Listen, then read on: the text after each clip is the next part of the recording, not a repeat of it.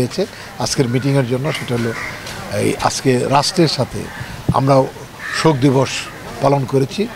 আমরা শহীদদের 1 মিনিট নীরবতা পালন করেছি। যে সমস্ত সহযাত্রী, বন্ধু, ছোট ভাই, সন্তান যারাই যেভাবে এই কয়েকটা দিনের দুর্যোগে প্রাণ হারিয়েছে তাদের জন্য আমরা 1 মিনিট নীরবতা পালন করেছি। বাংলাদেশ চলচ্চিত্র শিল্পী সমিতি কোনো সহিংসতায় চায় না, চায় আপোষে কার্যকলাপ করা। কোনো প্রাণহানি হোক সেটা আমাদের কাম্য নয়, যাতে করে অনায়াসে সব কিছুই সমস্ত সমস্যার সমাধান হয়, অবসান ঘটে। আমরা যেন সবাই নিজের বিবেকের কাছে ফিরি। বিবেকের কাছে ফিরতে চাই যে আমরা এক মানচিত্রের মানুষ, একই মানচিত্রে আমাদের বসবাস। কেউ আমাদের শত্রু না, সবাই আমাদের আপন, কেউ আমাদের পর না।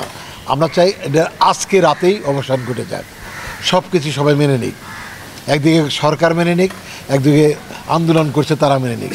সবাই যদি আমরা হৃদয় খুলে ওপেন করে সবার সাথে মিশতে পারি, সবাই স্যাক্রিফাইস করতে পারি, ভালোবাসতে পারি, এটাই বোধহয় সবচেয়ে উল্লেখযোগ্য হবে এবং সেটা আমাদের কাম্য। বাংলাদেশ চলচ্চিত্র শিল্পী সমিতি এটাই চাচ্ছে যে সবাই তাদের কাছে বিবেকের কাছে ফিরুক এবং শান্ত হয়ে যাক সব কিছু। চলমান সংকট নিয়ে আপনাদের আরেকটু অবজারভেশন জানতে চাই, বিশেষ করে আপনার অবজারভেশন যে আসলে দেশটা কোন দিকে যাচ্ছে।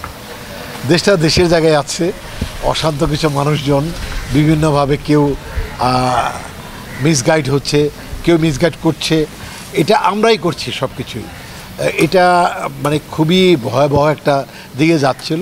এখন কিছুটা হলেও আমরা স্বস্তির জায়গায় আসছি। আশা করছি যে 2-1 দিনের মধ্যে এটা আমরা আরও সহিংসতা এড়িয়ে আসতে পারবো, শান্ত একটা পরিবেশে চলে আসবো। সিনেমা থাকি চলচ্চিত্র সবচেয়ে বেশি আঘাতের মধ্যে পড়ে যে কোনো দুর্যোগেই, এবারও তাই পড়েছে। চলচ্চিত্র মানুষের মনে চিত্তে শান্তি থাকলে, আনন্দ থাকলে তখন চলচ্চিত্র মানুষ দেখে। এটা আমরা ক্ষতিগ্রস্ত, তো এর দিকে এটা নিয়ে আমরা কথা বলেছি। আর সব রাষ্ট্রের দুর্যোগ দূর হলেই তাহলে মানুষের মনে আনন্দ আসবে, চলচ্চিত্র ঘুরে দাঁড়াবে আরও বেশি করে। আর আমরা যেটা চাই, আমাদের কাজ আজকে মিটিংয়ে এটাও ছিল যে আমরা চলচ্চিত্র নিয়ে কাজ করবই এবং সিনেপ্লেক্স নিয়ে কথা বলেছি আমি সেক্রেটারির সাথে।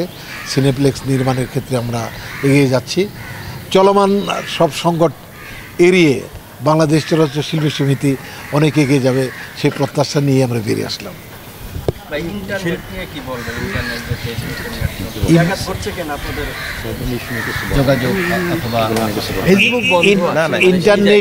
ইন্টারনেটটা আসলে কিছু তো ড্যামেজ হয়েছে, আমরা দেখেছি বিভিন্ন আপনাদের টেলিভিশনের মাধ্যমে দেখেছি। সেটা মানে ঠিক করতে সময় লাগছে। আরেকদিকে মানে নেট দেয়া হচ্ছে কিন্তু ডেভেলপ হচ্ছে কম। এটা আসলে রাষ্ট্রের কিছু ব্যাপার তো থাকবেই। সহিংসতা যাতে ছড়িয়ে না যায় সেটা আমাদের দেখতে হবে। এই জন্য আমাদের নেট ঠিকঠাক হয়ে যাবে 2-1 দিনের মধ্যে। আই বিলিভ যে within 2 days everything will be all right ইনশাল্লাহ। একটা বিষয় একটু যুক্তই করবেন, সেটা হলো যে অন্যান্য দেশে মানে ফেসবুক বা সোশ্যাল মাধ্যমগুলো বন্ধ থাকে না, সেই জায়গা থেকে আমাদের বাংলাদেশে ছোটোখাটো কোনো কিছু ইস্যু হইলেই আসলে ফেসবুক, ইউটিউব এই বিষয়গুলো বন্ধ হয়ে যায়। মানে এটা আসলে আপনার দেশের নাগরিক হিসেবে একটু জানতেই চাই, এই ব্যাপারটা আসলে কতটা মানে বলা যায় যে এখানে কোনো মিসিং আছে কি না। আসলে এটা আসলে মানে আমাদের দেশটা ছোট, যা বললেন, ঘটনাগুলো ছোট। আস্তে আস্তে আমাদের প্র্যাকটিস হবে, সব ঠিক হয়ে যাবে। কারণ এক এক দেশের এক এক ক্রাইসিস এক এক রকম, এক এক দেশের মানুষ এক এক রকম। বিদেশের আন্দোলনের ভাষা একরকম, আমাদের দেশে আরেক রকম। আসলে পৃথিবীর কোনো দেশের সাথে কোনো দেশের মিল নাই। তবে এটা খুবই দুঃখজনক হবে যদি ইচ্ছে করে কেউ এই নেট বন্ধ করে রেখে থাকে। আমরা জানি, আমরা বিশ্বাস করতে চাই যে নেট পরিষ্কার নাই, নেটের নির্মাণ কাজ চলছে, এই জন্যই দিতে দেরি হচ্ছে, এটাই বিশ্বাস করতে চাই। ক্ষুদ্র ব্যবসায়ীরা এতে করে অনেক ক্ষতিগ্রস্ত হচ্ছে, কিন্তু সেটা সামনে আসছে না। মানে এই ব্যাপারটা একটু আপনার কাছে জানতে চাই। এটা সামনে আসছে, এটা নিয়ে সরকারের সাথে কথা হচ্ছে, ব্যবসায়িকদের সাথে কথা হচ্ছে। আমাদের অনন্ত জলিল ভাই আমাকে বললেন ওনার প্রতিদিন 85 লক্ষ টাকা লস হচ্ছে প্রতিদিন। তার অনেক বেতন দিতে হয়, অনেক কিছু মেনটেন করতে হয়। এটা বোধহয় কাটিয়ে উঠতে পেরেছে, কারণ এখন কিন্তু ওই যে নেটটা দিয়েছে তাতে ইমেল মানে বিদেশের সাথে যে লিঙ্ক আপ এটা করা যাচ্ছে, ব্যবসা বাণিজ্য মোটামুটি চালু হয়েছে, আস্তে আস্তে আমরা সবাই চালু হয়েছে সব কিছু নিয়ে। ভাই আরেকটা কোশ্চেন, সরকার বলছে ইন্টারনেট বন্ধ করার কারণ হচ্ছে বিভিন্ন আইডি থেকে গুজব ছড়াচ্ছে।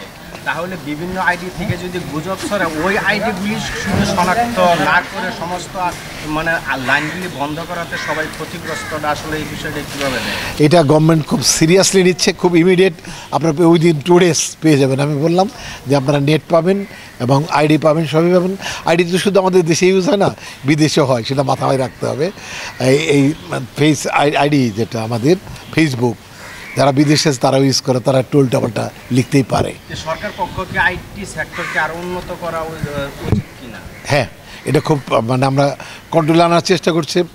ফেসবুক কোম্পানির সাথে কথা চলছে রাষ্ট্রীয় পর্যায়ে, তারা নানান শর্ত দিচ্ছে, আমরা শর্ত দিচ্ছি যে কীভাবে এটা অ্যাভয়েড করা যায় এবং এই মানে সহিংসতাতে যেন ইন্টারনেট ইউজ না হয়। এটা ইন্টারনেট একটা বিনোদন উন্নয়নের মাধ্যমে থাকা উচিত। খালি একটি যে বিষয়, এই বিষয় নিয়ে ফেসবুকের সাথে কথা বলেছে, ইউটিউবের সাথে কথা বলেছে, তারপরে আপনার হোয়াটসঅ্যাপের সাথে কথা বলেছে। ওনারা আলোচনা চালিয়ে যাচ্ছে যাতে করে এইটা নিয়ে একটা সিস্টেমের মধ্যে আনা যায়, একটু নিয়ন্ত্রণে থাকে, এটা কথা হচ্ছে। Thank you.